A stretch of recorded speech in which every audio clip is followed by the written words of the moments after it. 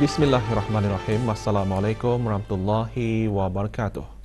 Ke bawah Duli Maha Mulia Paduka Seri Baginda Sultan Haji Hassan Al-Bolkiah Muazzuddin Wad Daulah Ibni Almarhum Sultan Haji Omar Ali Saifuddin Sa'dul Khadiruddin Sultan dan Di-Pertuan Negara Brunei Darussalam telah berkenan menghantar titah pertusan tahniah kepada Tuan Yang Terutama The Right Honourable Christopher Luxon berikutan dengan pelantikannya sebagai Perdana Menteri New Zealand yang baharu.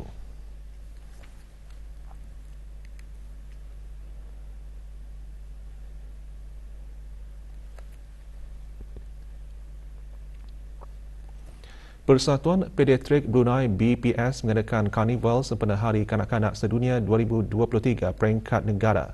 Dianjurkan bersama Jabatan Pediatrik Hospital Raja Isteri Pengiran Anak Saleha dan Kementerian Kebudayaan dan Sukan. Karnival berlangsung di Jerudong Park Garden. Hadirin yang berhormat Datuk Seri Setia Dr. Awang Haji Muhammad Isham bin Haji Jaafar, Menteri Kesihatan, dan yang berhormat Datuk Seri Setia Awang Haji Nazmi bin Haji Muhammad, Menteri Kebudayaan, Belia dan Sukan.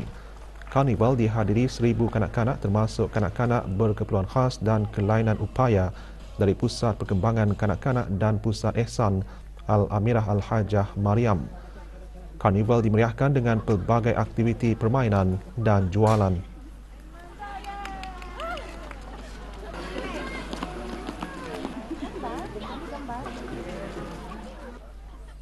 Ke arah meningkatkan kesedaran akan kepentingan memelihara kebersihan alam sekitar, Kementerian Hal Ehwal Dalam Negeri dan jabatan-jabatan di bawahnya kemarin mengadakan program memucang-mucang kitani di kawasan pantai Danau daerah Tutong.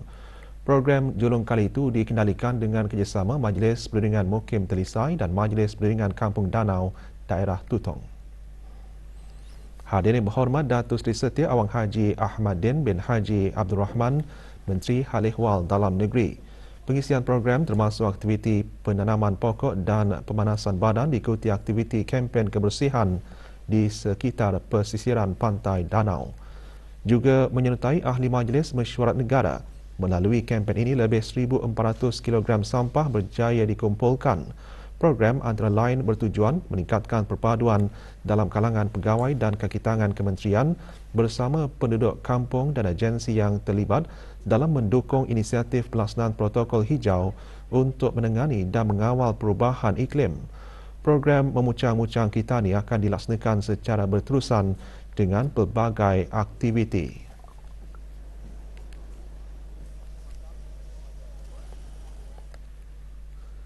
Program BEST iaitu Bantu, Empati, Sayangi dan Tanggungjawab diungkayah bagi membantu pelajar untuk sentiasa berdisiplin, hormat menghormati serta membentuk pribadi dan akhlak yang baik. Majlis kemuncak program tersebut berlangsung di Taman Haji Semuda Omar Ali Saifuddin. Hadirin yang berhormat Datin Seri Setia Dr. Daeng Hajah Romaizah binti Haji Muhammad Saleh, Menteri Pendidikan, selaku pengerusi Suruhanjaya Kebangsaan Negara Brunei Darussalam bagi UNESCO. Atur cara majlis termasuk senam robek dan penyampaian hadiah kepada wakil-wakil sekolah yang terlibat dalam program tersebut. Majlis dilaksanakan bersempena Hari Antarabangsa menentang keganasan dan buli di sekolah, termasuk buli cyber UNESCO. Program anjuran Kementerian Pendidikan ini merupakan usaha berterusan dalam menjana suasana persekitaran institusi pendidikan yang lebih positif dan selamat untuk para pelajar.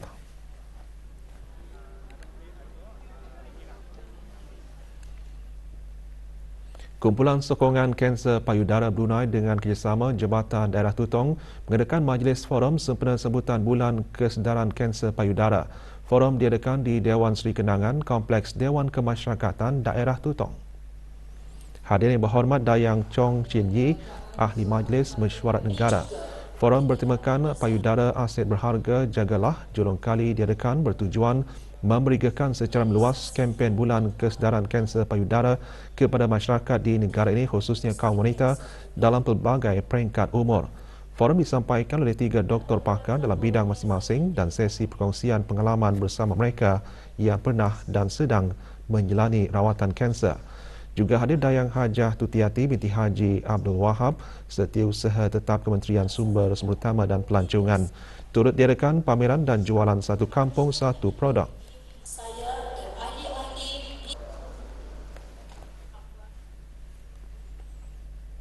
Masalah tulang belakang memberi kesan kepada kehidupan seharian. Dianggarkan 1 bilion orang menderita sakit tulang belakang dengan 540 juta orang pada satu masa. Oleh itu, orang ramai digesa memainkan peranan dalam mempromosikan kesihatan tulang belakang walaupun terdapatnya rawatan diagnostik dan kemudahan pemulihan yang baik. Perkara itu ditekankan pada simposium masalah tulang belakang di Pantai Jerudong Specialist Center PJSC. Dr. Ang Swee Hoi, Timbalan Setiausaha Tetap Profesional Kementerian Kesihatan dalam ucapannya juga berkata, dengan menyebarkan kesedaran tentang mengekalkan tulang belakang yang sihat dan mengubah gaya hidup boleh membawa kepada kesan positif kepada kesihatan tulang belakang. Dengan melakukan aktiviti fizikal secara berkala, ia boleh membantu dalam mencegah masalah yang berkaitan dengan tulang belakang. Simposium sehari ini merangkumi 3 topik, antaranya penilaian sakit belakang dan penyakit degenerative disc.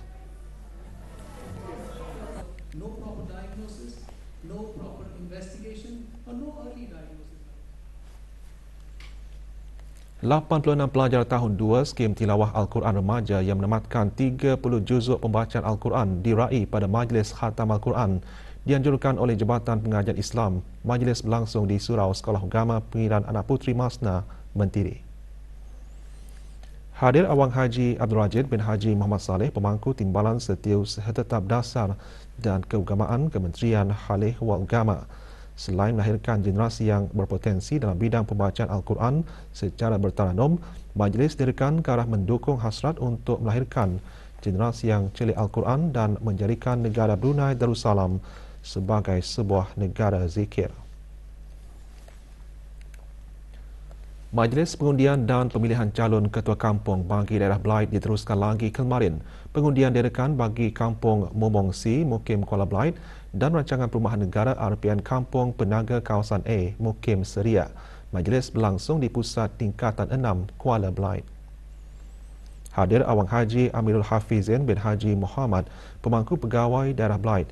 Calon tunggal yang layak bagi jawatan ketua kampung Momong C ialah Awang Abdul Rahman Amin bin Jalani berusia 39 tahun. Manakala calon tunggal bagi jawatan ketua kampung RPN Kampung Penaga Kawasan A ialah Awang Muhammad Nur Zairi bin Abdullah Pita berumur 49 tahun. Keputusan undian akan diharapkan kepada Lembaga Perjawatan Disiplin Tata Tertib Penghulu Mukim dan Ketua Kampung Kementerian Hal Ehwal Dalam Negeri bagi proses selanjutnya. Juga hadir ahli Majlis Mesyuarat Negara. Calon yang telah dicalonkan bagi mengisikan jawatan-jawatan ketua kampung ini. Pelbagai aktiviti menarik disusun sempena RTB Mini Media Carnival yang akan diadakan pada 1 hingga 3 Disember depan. Untuk mengetahuinya, saksikan promo ini. RTB Mini Media Carnival 2023. Radio Television Brunei akan menganjurkan RTB Mini Media Carnival 2023 yang akan diadakan di The Mall Gadong pada 1 hingga 3 Disember 2023 jam 11 pagi hingga 10 malam. Pelbagai aktiviti turut disediakan. Singgahlah di booth RTB Go dan rebutlah peluang untuk memenangi hadiah-hadiah menarik. Datanglah beramai-ramai ke RTB Mini Media Carnival 2023.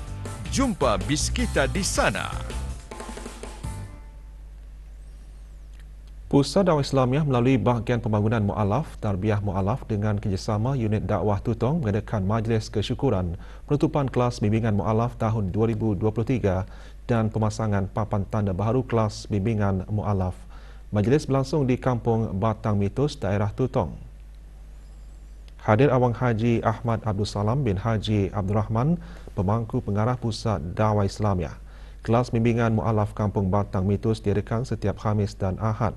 Antara pengisiannya termasuk mempelajari Iqra, Al-Quran dan bimbingan Fardu Ain.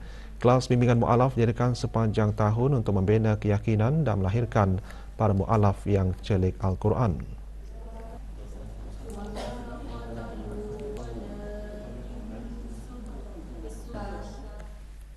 Kelab belia Ashabul Halim, belia Masjid Tunku dan disokong oleh Jabatan Hal Ehwal Masjid mengadakan program Tahadu Tahabu 6.0. Program diadakan di Sekolah Rendah Tunku. Hadir Awang Haji Amir Hisham bin Haji Masri, pemangku pengarah Jabatan Hal Ehwal Masjid. Program ini dihasrat dapat membentuk masyarakat Islam yang harmoni, sakinah serta memupuk sikap pemedulian dan prihatin terhadap mereka yang memerlukan bantuan.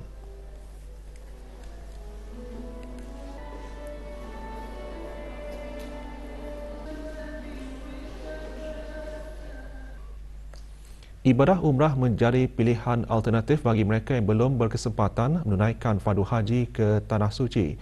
Bagi memastikan para jemaah menunaikan ibadah umrah dengan sempurna dan berjalan lancar, syarikat Humaira Travel Centre Borneo Sendirian Berhad mengadakan taklimat kepada kumpulan-kumpulan jemaah yang akan mengerjakan ibadah umrah pada bulan Disember 2023. Taklimat berlangsung di Jami Asri Hasanil Bolkiah, Kampung Kiarong.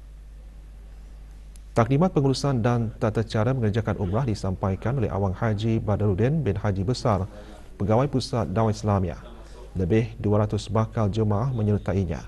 Kumpulan pertama jemaah umrah dijangka berangkat ke Tanah Suci pada 5 Disember depan. Kita ke Madinah dulu. Artinya kalau di mana luah katanya. Program antarabangsa Share, Learn, Grow Anjuran Persatuan Pandu Puteri Brunei Darussalam berakhir kemarin dengan majlis penyampaian sijil penghargaan kepada para peserta. Majlis berlangsung di sebuah hotel di Anggrek Desa, Berakas. 210 orang menyertai program yang terdiri daripada 9 buah negara. Program diadakan untuk mempromosi kerjasama dan kolaborasi dalam persekitaran yang sihat dan selamat, menyokong agenda matlamat pembangunan mampan, merangsang kerjasama dan kepimpinan antara generasi serta mengenali negara Brunei Darussalam secara lebih dekat.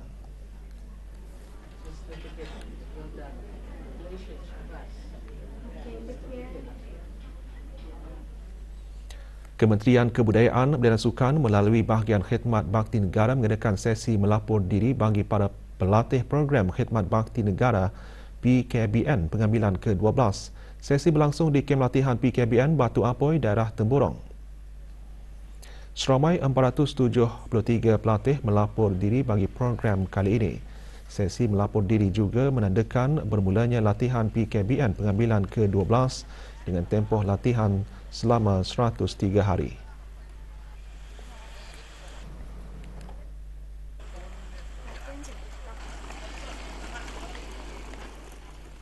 Negara Brunei Darussalam sekali lagi menjadi tumpuan persinggahan kapal persiaran Norwegian Jewel yang membawa lebih 2,000 penumpang.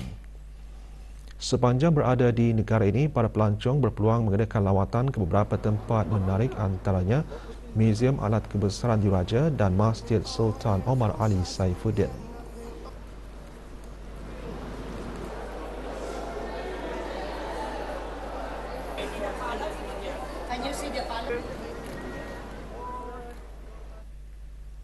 Seorang lelaki warga negara Bangladesh dilaporkan lari daripada majikan.